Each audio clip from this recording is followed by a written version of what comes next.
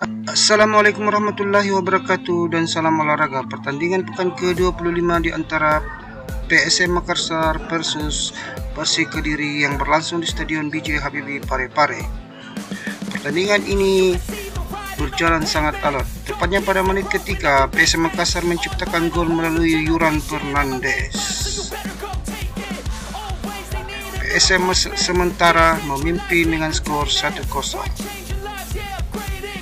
Serangan demi serangan Persik Kediri namun tidak berhasil membobol gawang PSM Makassar.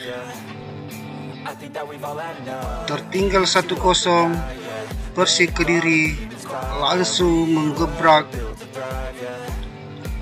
jantung pertahanan PSM Makassar, namun Persik Kediri belum dapat membobol gawang PSM Makassar.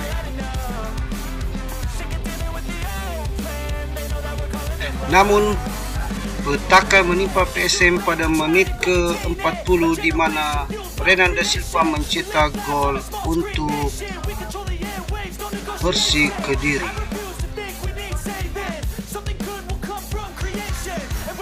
Kedudukan sementara imbang 1-1 hingga berakhirnya babak pertama. Memasuki babak kedua, PSM Makassar tidak mau kehilangan poin di kandangnya sendiri. Serangan demi serangan yang dibangun oleh PSM Makassar namun belum bisa membobol gawang dari Persik Kediri. Tepatnya pada menit 66, Ramadan Sananta menjadi super sub dan mencetak gol kedua PSM Makassar dan merubah kedudukan menjadi 2-1 untuk PSM Makassar dan mengunci kemenangan untuk PSM Makassar.